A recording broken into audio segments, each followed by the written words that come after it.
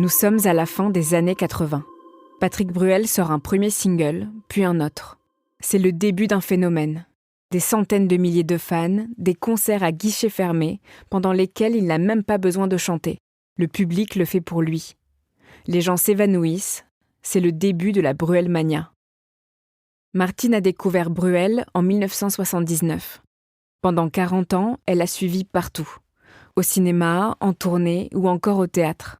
Il l'a accompagnée dans sa vie de femme, sa vie de mère et dans sa vie de tous les jours, comme dans les moments exceptionnels. Elle l'adorait. Elle pensait tout connaître de lui. Mais comme la plupart, elle ne savait pas tout. Vous écoutez Transfert. Ce témoignage a été recueilli par Louise Régent.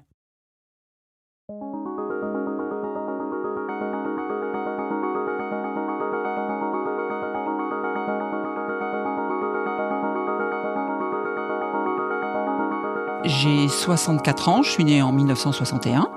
Donc dans les années 80, j'ai 18 ans. Je regarde un film à la télévision, Le Coup de Sirocco, et c'est la première fois que je le vois. Mais à cette époque-là, je dirais que il m'intéresse pas particulièrement, c'est un acteur parmi les autres. Il joue bien, mais ça s'arrête là. Son rôle, c'est quelqu'un qui est rapatrié d'Algérie, puisqu'il est pied noir. C'est sa vraie histoire aussi, puisque lui, il est né en Algérie et il est revenu en France, mais plutôt vers l'âge de 5 ans. Dans le film, il a 20 ans. En 1985, donc moi j'ai 24 ans, je commence ma relation avec mon copain et je vis à la montagne. J'entends à la radio la chanson J'attends Lola. Je trouve que c'est une chanson qui est entraînante, qui reste en tête, qui est légère, mais c'est une chanson française parmi d'autres. Je suis plus Beatles, Rolling Stones, les Doors, moins branché chanson française. Mais elle me plaît.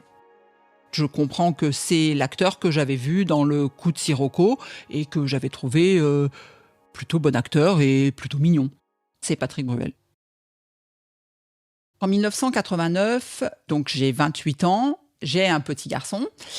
J'entends à la radio une chanson qui s'appelle « Alors regarde ». Et là, franchement, j'aime vraiment beaucoup.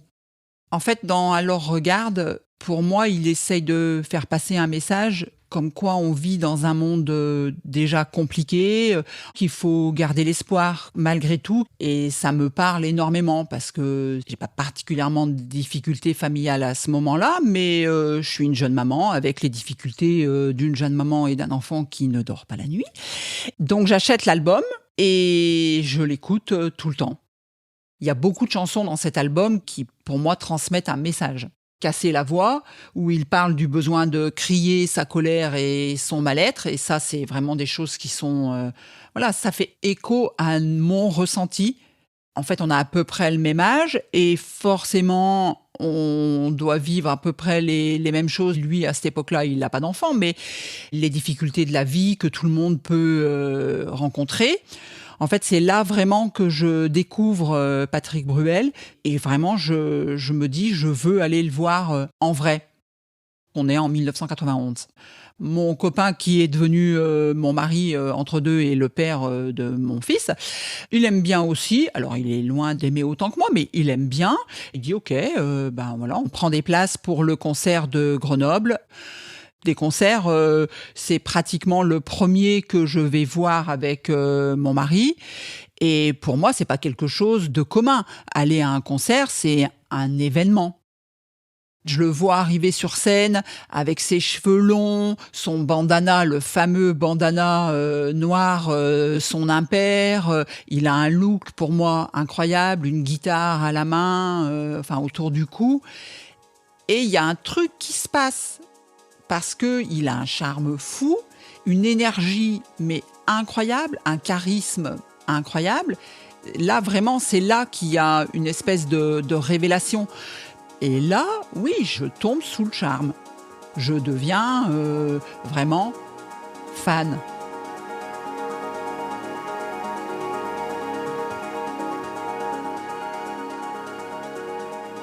Je suis avec mon mari à ce concert, on est dans la fosse et on vit de plein fouet la Bruel mania, les hystériques autour de nous qui limite s'accrochent à nous pour pouvoir sauter pour mieux le voir, qui limite écoutent à peine les chansons.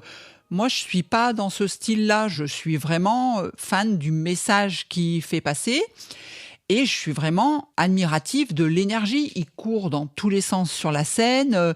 Il y a certaines musiques dans cet album qui sont vraiment très rock'n'roll. Et moi, j'aime beaucoup ça. On danse, on chante. En fait, on est transporté. Je suis transportée. Je ressors du concert, mais j'ai l'impression d'avoir vécu un truc de fou. À tel point que je dis, je vais retourner le voir.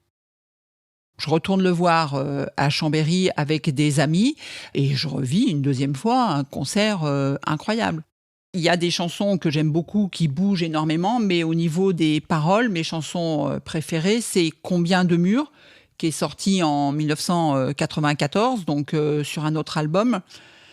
En fait, cette chanson, elle me parle beaucoup parce que, donc à la base, elle part de la chute du mur de Berlin, mais elle parle aussi surtout des murs invisibles qu'il y a entre les êtres humains et du bienfait de la communication, qu'il faut briser les murs qu'il y a entre les gens. Et ça, moi, personnellement, je suis très branchée communication, donc c'est quelque chose qui me parle énormément.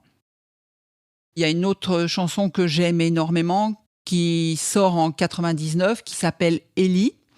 Et cette chanson, elle raconte Ellie, donc cet homme qui est à la veille de sa mort et qui a toute sa famille devant lui et qui dit un petit mot à chacun de sa famille. Il parle à sa femme, bien sûr, qui a passé 70 ans avec lui, mais il parle à ses enfants, à ses petits-enfants. Et ça me touche énormément. Moi, j'ai pas eu de grand-père, mais j'ai beaucoup connu le grand-père de mon mari. Et c'est ça que j'aime dans Patrick Bruel, c'est qu'il y a des tas de chansons d'amour, bien sûr, mais des chansons pas que sur l'amour de couple, là, c'est sur l'amour de la famille. Alors, je connais sa vie, donc lui, son père a quitté sa maman quand il était jeune. En fait, il attache beaucoup d'importance à la famille. C'est quelqu'un de très sensible et d'humaniste qui aime les gens. Et ça me parle énormément parce que c'est mon cas aussi. Donc à partir de ce moment-là, Patrick Bruel fait partie de ma vie. J'achète tous ses albums, je vais à tous ses concerts, j'écoute les vinyles dès que je peux. J'ai 3 enfants et quand on part en vacances, les cassettes de Bruel passent dans la voiture en alternance avec les chansons pour les enfants. Tout le monde chante à tue-tête du Patrick Bruel.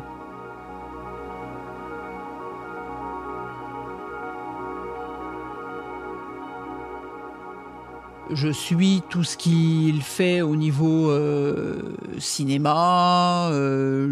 En 88, il y a un film qui s'appelle La Maison assassinée. Donc c'est une histoire où il revient de la guerre et il cherche à retrouver les assassins de sa famille. Et c'est vrai qu'il a un rôle assez sombre. C'est pas du tout la même personne que sur une scène.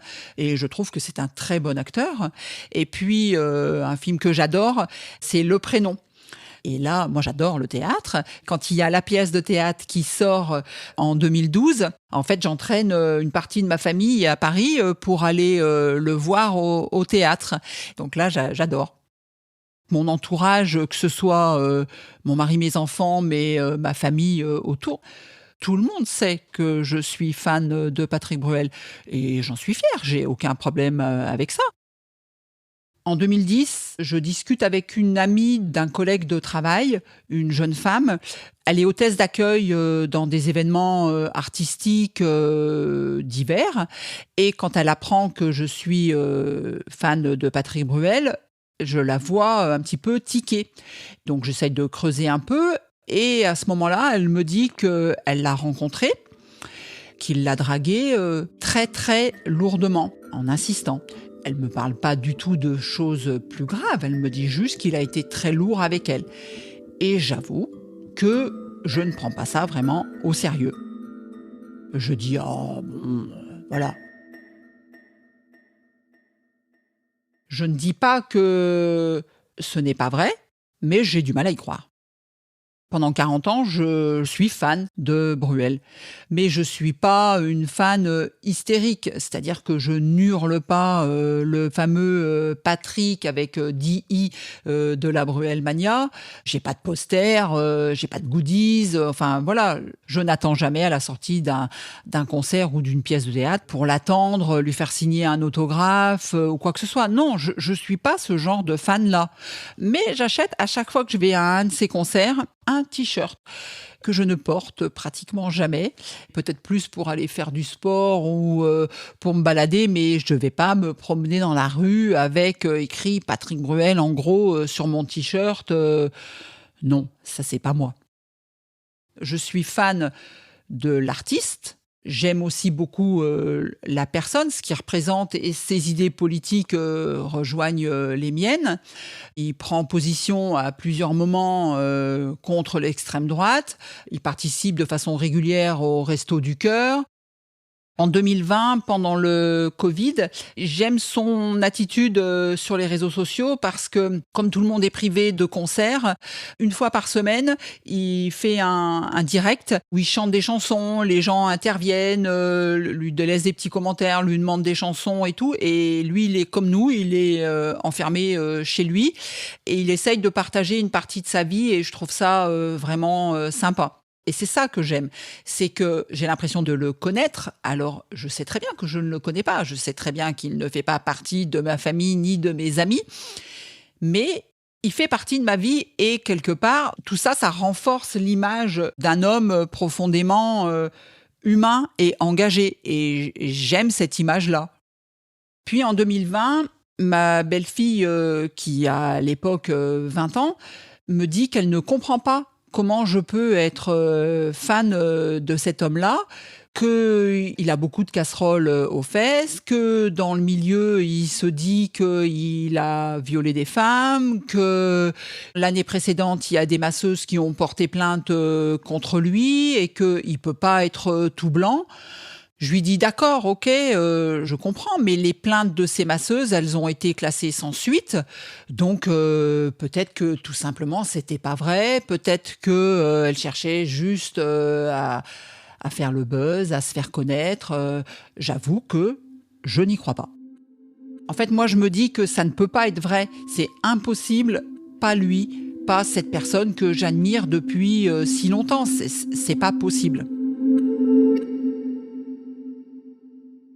Donc début 2026, j'ai 64 ans, j'apprends que Patrick va rejouer au théâtre. Et donc moi tout de suite, je veux prendre des places pour y aller.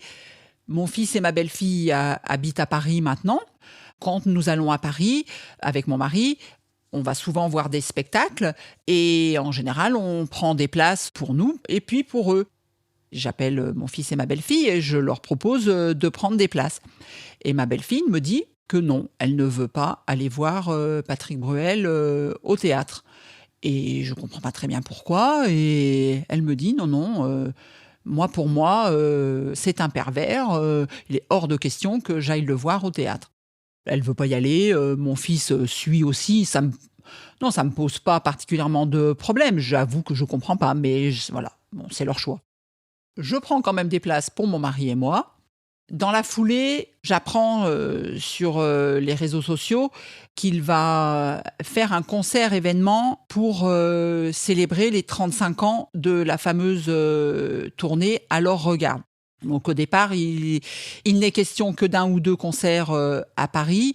Je regarde un peu pour prendre des places, mais c'est très compliqué. Enfin voilà, il faut être sur les d'attente et tout ça, donc je laisse tomber. Mais ensuite, il décide de faire une tournée. Et là, je me précipite pour prendre des places en novembre à Lyon. Je suis vraiment très très contente parce que c'est vraiment le concert dans lequel j'ai découvert Patrick Bruel. Et moi, je suis prête à racheter un bandana. D'ailleurs, c'est fait partie des consignes qu'il donne sur les réseaux. Venez tous avec un bandana. Dans ma tête, je vais revivre ce concert d'il y a 35 ans qui a déclenché quelque chose en moi, quoi. 2 mois plus tard, en mars 2026, J'apprends sur les réseaux sociaux que Mediapart sort un dossier sur Patrick Bruel et qu'il y aurait 8 femmes qui auraient porté plainte pour violences sexistes et sexuelles. Et là, je tombe des nues, quoi. Une femme, t'y crois pas trop. 2, je sais pas pourquoi d'ailleurs, même une, ça serait pas... Mais 8, ça commence à vraiment être lourd et il se passe quelque chose. Je me dis, c'est pas possible. Alors évidemment, comme j'ai cliqué sur ce lien, toutes les publications qui concernent Patrick Bruel apparaissent dans mon feed. Et c'est compliqué parce que je dirais que je ressens 2 choses en même temps. Une immense tristesse pour ces femmes qui témoignent, parce que décrire ce qu'elles ont vécu, c'est abominable. Être forcée à avoir un rapport sexuel ou à avoir un attouchement si tu n'es pas consentante, c'est horrible. C'est une des pires choses qui peut arriver à une femme. Toutes ces femmes, je les crois, mais en même temps, c'est compliqué de les croire. C'est difficile émotionnellement. Parce que cet artiste, il fait partie de ma vie depuis 40 ans. Pour moi, c'est comme si on l'avait reçu à la maison. Et il y a des tas de chansons qui sont liées à mon couple, à mes enfants, à mes souvenirs de vacances, aux trajets en voiture, aux concerts entre amis. C'est une image construite pendant des décennies qui s'écroule. Et plus les semaines passent, plus elle s'éclate. Je me sens triste, me sens en colère, mais presque trahi. Je ne sais plus trop où j'en suis. Alors, comment concilier l'attachement émotionnel et en même temps garder une lucidité par rapport à tout ce qui arrive? Est-ce qu'on peut continuer à aimer l'artiste? On fait de la philosophie, mais est-ce qu'on peut continuer à aimer l'artiste quand l'homme est accusé de faits aussi graves? Je pense que beaucoup de fans se posent ces questions-là et moi, j'ai pas de réponse. Et en même temps, je me sens même coupable. J'ai une espèce de culpabilité étrange, comme si j'avais fait rentrer dans ma vie quelqu'un qui est un prédateur sexuel, quoi. Et là, ça craint, quoi. Ça craint.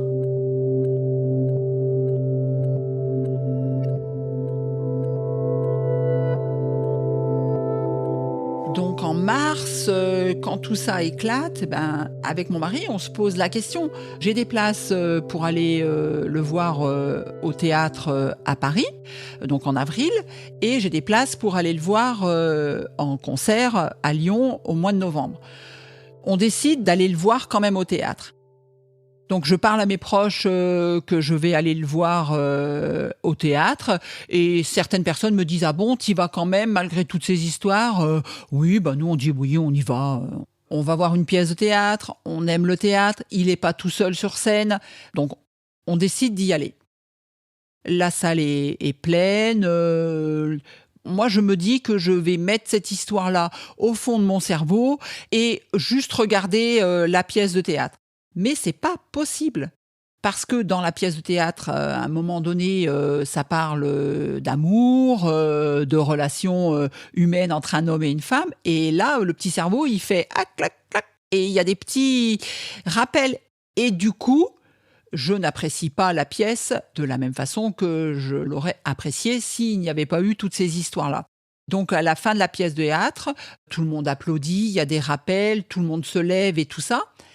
Mais il y a quand même quelque chose qui est différent de d'habitude. Parce que dans une pièce de théâtre, que ce soit Bruel ou n'importe qui, à la fin, les gens crient « bravo, bravo, hurrah » et tout ça. Et là, pas du tout.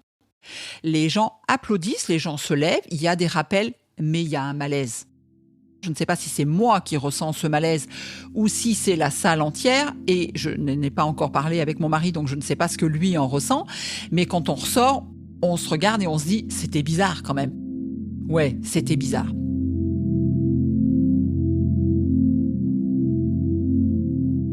Après, se pose la question du concert qui est prévu dans quelques mois. J'ai vraiment envie de revivre ce que j'ai vécu il y a 35 ans avec ce concert. Mais là, au fil des semaines, de plus en plus d'accusations tombent. Aujourd'hui, on en est à, je crois, plus de 30 femmes qui l'accusent. Et entre deux, il y a eu Flavie Flament, qui a quand même vraiment déclenché la parole de plein d'autres femmes. Et aller le voir au théâtre, c'est une chose, parce qu'on peut se cacher derrière l'idée de « on va le voir, mais il n'y a pas que lui ». Mais aller le voir en concert, là, c'est pas la même chose, parce que dissocier l'homme et l'artiste, c'est compliqué. Moi, personnellement, j'arrive pas à prendre la décision de « je ne vais pas aller le voir ». Il y a le côté financier, parce que j'ai pris quand même des belles places. Mais d'un autre côté, est-ce que ça a une importance quelconque ? En théorie, non. Il y a faire une croix sur ce que j'avais envie de revivre. Mais de toute façon, est-ce qu'on va le revivre de la même façon parce que ça sera forcément au fond du cerveau ? Non, ça va pas être la même chose. Donc là, tout de suite, mais qu'il annule sa tournée et qu'on n'en parle plus, quoi. Aujourd'hui, je pense que j'ai même plus envie d'aller le voir. Aller le voir, est-ce que c'est pas cautionner l'homme ? Et oui, non, ça c'est pas possible. En tant que femme, c'est pas possible. De toute façon, mon mari n'a pas envie d'y aller.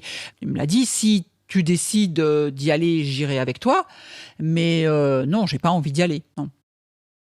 Aujourd'hui, est-ce que je suis encore fan de Patrick Bruel ? Je pense que c'est une question à laquelle j'ai encore pas la réponse. Parce que dire que je ne suis plus fan de Patrick Bruel, quelque part, ça serait presque renier l'émotion que je ressentais dans les concerts, l'émotion que je ressentais quand j'écoutais ses chansons. Et moi, je ne veux pas nier tout ça. Je l'ai vécu, je l'ai aimé avec des guillemets, attention. Je ne peux pas dire que je suis amoureuse de lui, mais oui, j'avais une espèce d'admiration. Est-ce que je suis encore fan aujourd'hui ? Certainement, oui. Après, est-ce que je cautionne tout ce qu'il a fait ? Certainement pas. Je suis tellement, mais en colère. Parce que, oui, comme toute femme, j'ai vécu des choses difficiles avec certains hommes. C'est ça, en fait, ce qui est dur. C'est que pendant que moi, je l'admirais, il y avait des femmes qui avaient peur de lui. Mais ça, c'est abominable. Comment on peut se tromper sur quelqu'un à ce point ?